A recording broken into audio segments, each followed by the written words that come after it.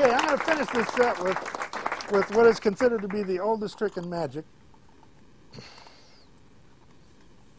I tell you, these cups are solid gold, but I don't think you'd buy it this time. Uses 3 balls and 3 cups. That's 1, 2, 3 cups, and 1, 2, 3 balls. 1, 2, 3 cups, and 1, 2, 3 balls. Do everything fair. I'm going to put 1 under there like that, no cheating. 1 under there like that, and 1 under there like that, no cheating. I'm going to show you some very simple magician's moves. I'm going to start by making this ball leave and join this one over here. Watch it, just like that. It takes a little touch, just like that, to put 2 over there, and then over there, just like that. Now, if I wanted the ball to go over here, what I have to do is reach through here and take it, drop it back in that cup. That leaves just 1 there. Take it out of this cup, drop it in there. That leaves 2 there, and of course, 1 there. I'm going to do it again, and this time I'm going to do a very unusual move. This is called the double touch. I put 1 under there like that, 1 under there like that, and 1 under there like that. Touch, touch, touch. That leaves none there, and all 3 right in the middle, just like that.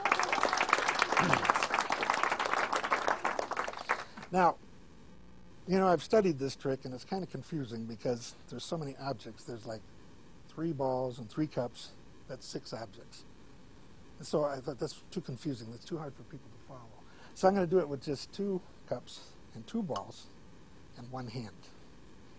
Cup, ball, brush, goes through just like that. I'll do it again. 1 hand. Cup, ball, brush. The ball leaves there and goes right through there. 1 more time. Cup, ball, brush, right through just like that. You know, people always ask me if the balls can go down, can they go up? Sure, just like this. A little tap to the bottom of the table, right up it comes just like that, leaving you with 1 there. You know what? 4 objects is a little tough.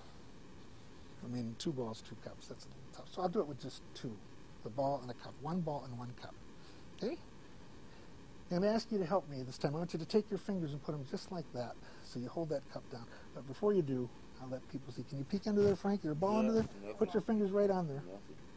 Don't let anything get in or out of there, okay? We're going to see what happens. Actually, it works. It's a trick cup. It's got a little secret bottom. See, if I just hit that bottom just right and let the ball fall right there, just like that. I'm going to do it one last time. This time, keep 1 eye on the cup, 1 eye on the ball, and 1 eye on the hand it goes into. And I'll do it slow motion.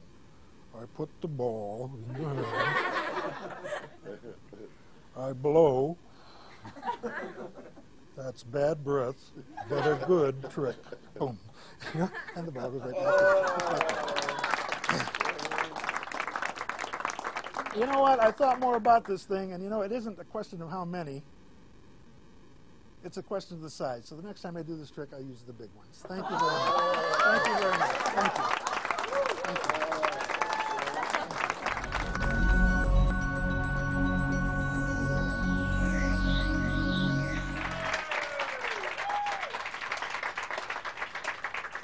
You've heard the expression, it's the oldest trick in the book. This one really is. It dates back to at least the ancient Egyptian civilization. There are hieroglyphics on the walls of the Great Pyramid at Cheops depicting Egyptian conjurers performing this very effect.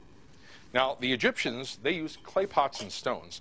This afternoon, I'll be using these 3 engraved silver goblets and a small red ball. Now, the illusion is that of solid passing through solid in a simulacrum of real magic.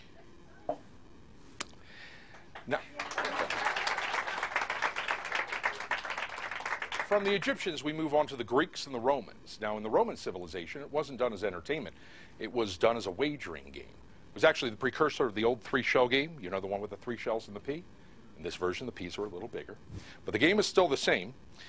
The operator would secrete the ball beneath one of the cups, mix them vigorously around the table, and ask one of the onlookers to place a wager and guess under which cup the ball reposed.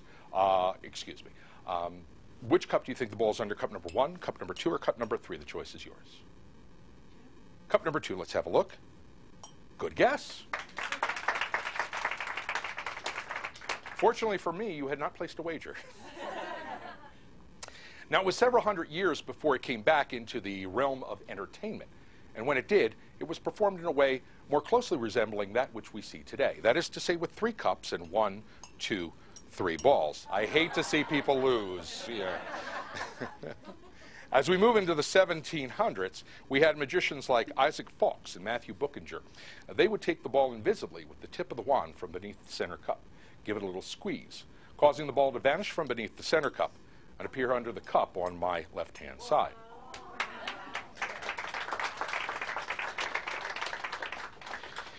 In the early 1800s, magicians like Bosker, Dobler, and Hofzinser, they would do in a similar fashion. That is to say, they'd remove it from the center cup, give it a squeeze, cause the ball to vanish from the center cup and appear here under the cup on my right. A small but important difference. Now, as we move into the later 1800s, we have magicians like Bertram, Chapiter, and Mellini. They took a page from the Egyptians. That is to say, they would stroke the cup with a wand, causing the ball to penetrate through the cup and join the other two beneath.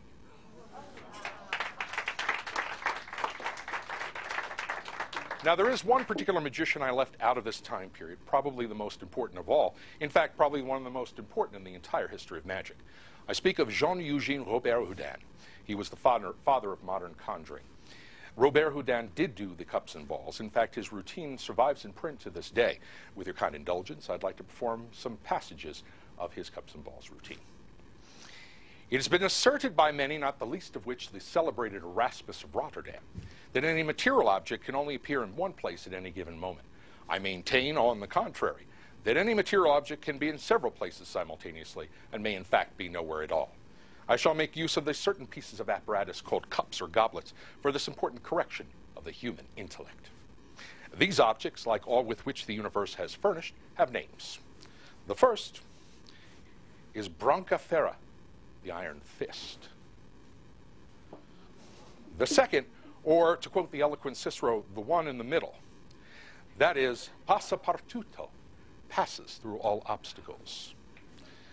The third or last, or for your better comprehension, the first from this end, that is Più presto che il vento, swifter than the wind. Ladies and gentlemen, the cups and balls of Robert Houdin.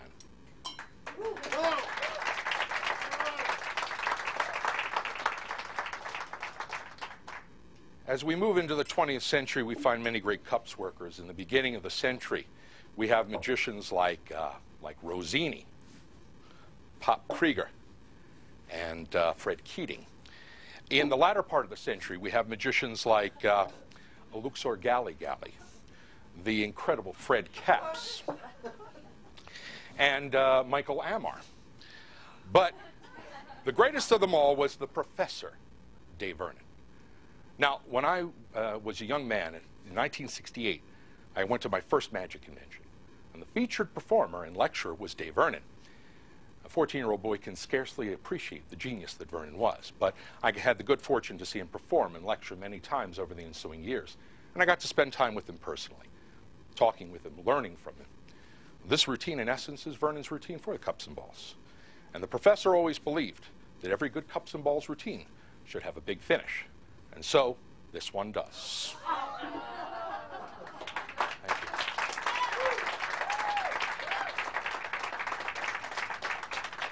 Well, there you have it, in about 4.5 minutes, the entire history of magic. But I think we have a little more time that we can spend together, so let's go back. Back to the beginning, when we can more closely examine the history and mystery of the art of magic.